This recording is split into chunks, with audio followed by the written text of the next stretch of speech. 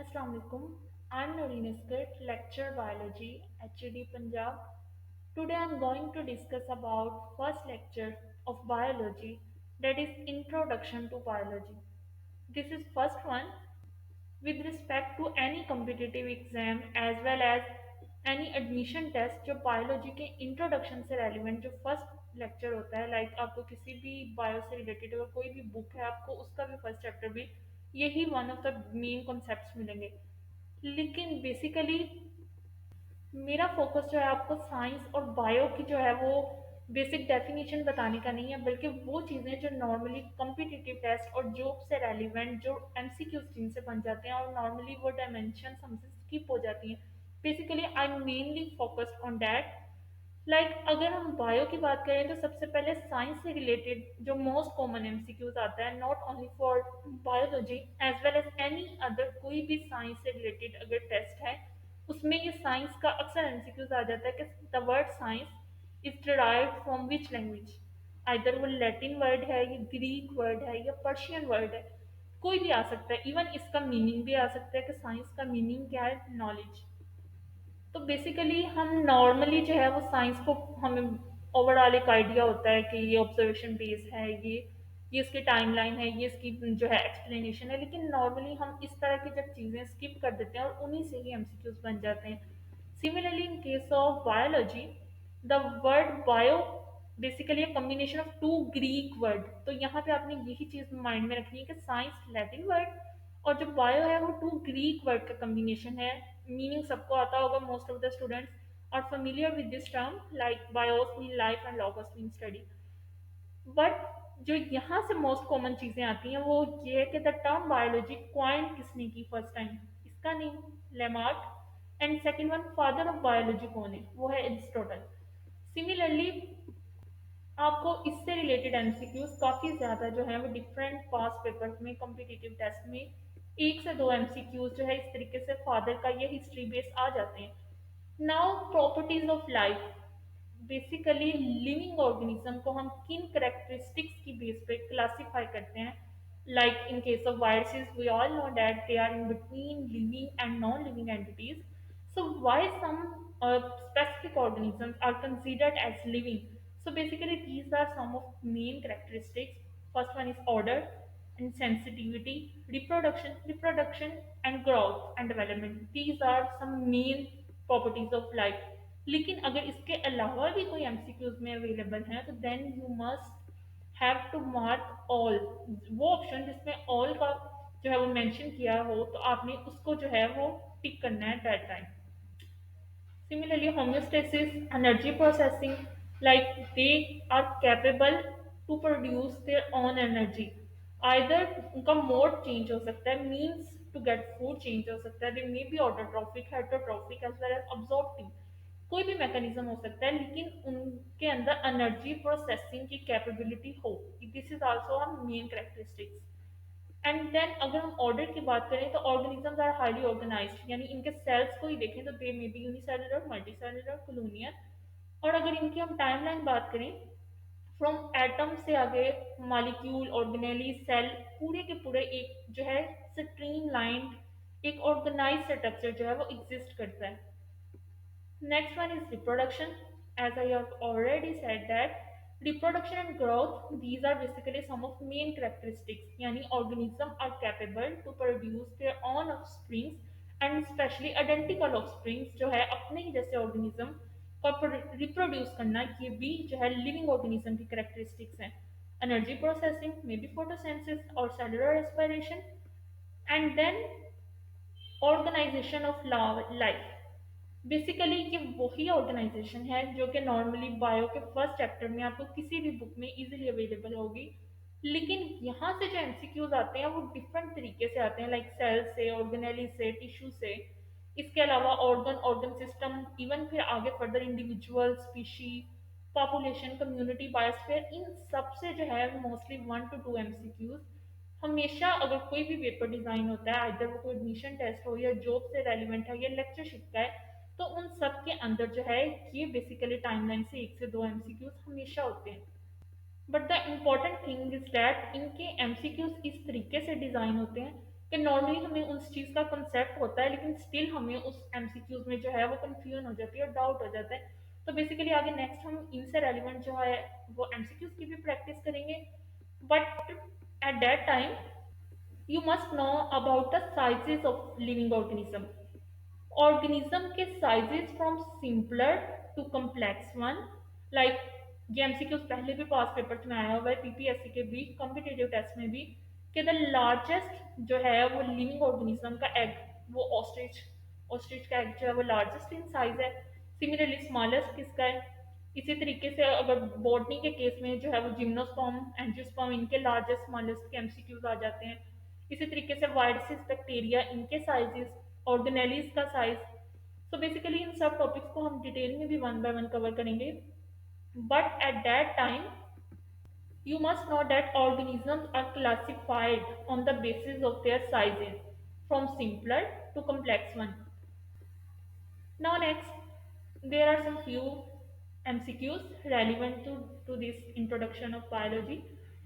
सबसे पहले इस एमसीक्यूज में इसकी स्टेटमेंट बता रही है कि the type of cellular organization in which many organism do not undergo cellular division.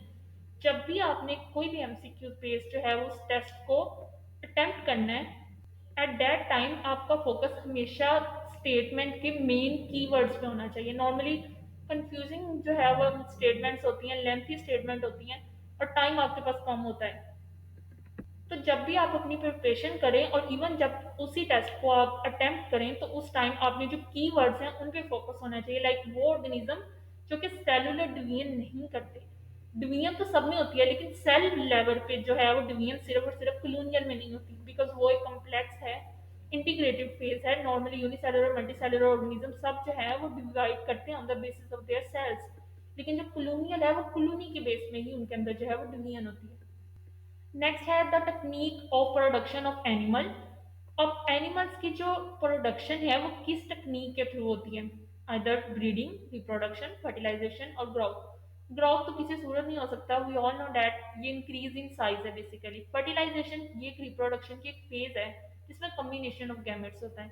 हाँ, ये तो टर्म्स कंफ्यूज कर सकती हैं, जिसमें एक है ब्रीडिंग और एक है रिप्रोडक्शन।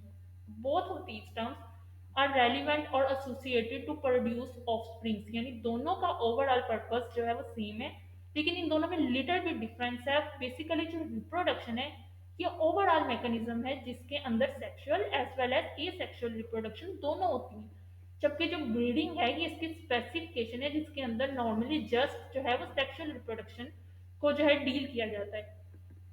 तो अब animals, we all know that इसके काफ़ी ज़्यादा फाइलम्स हैं, उसमें कुछ जो हैं लाइक इनवर्टिब्रेट्स के केस में बहुत से ऑर्गेनिज्म जो है वो ए सेक्सुअल रिप्रोडक्शन करते हैं, तो उसके अंदर हम ब्रीडिंग को मार्क नहीं कर सकते। इस वजह से इसका जो राइट ऑप्शन होगा वो है that is reproduction. Next one is static concept of species was proposed by. अभी हमने स्टार्ट में पढ़ा था कि स्पीशीज का फादर कौन है, बेसिकली बायो का, फिर स्पीशीज की टर्म किसने फर्स्ट टाइम कॉइन की, एंड नाउ।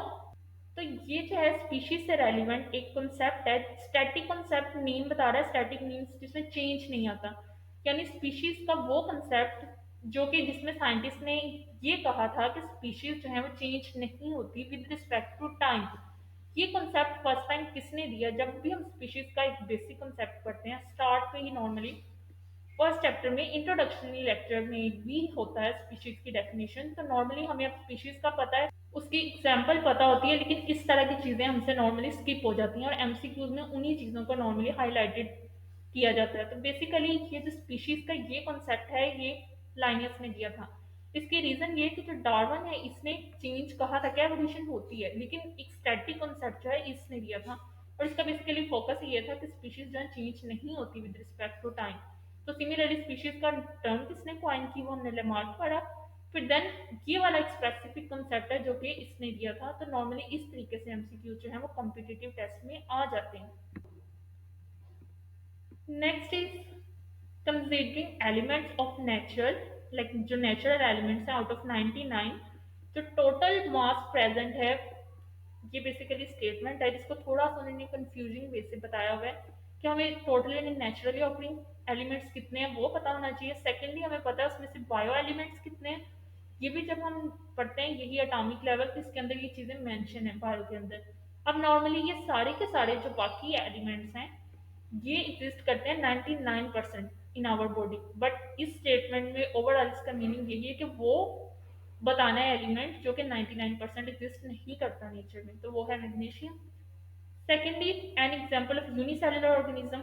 अब frog, horse, rabbit, these are multicellular, so this is a simple one like Euglena जो है यूनिसेलुलर ऑर्गेनिज्म में। इस तरीके से भी एमसीक्यूज आते हैं इंट्रोडक्शन से, इंट्रोडक्टरी बायोलॉजी से। नेक्स्ट है first non living functional unit of life.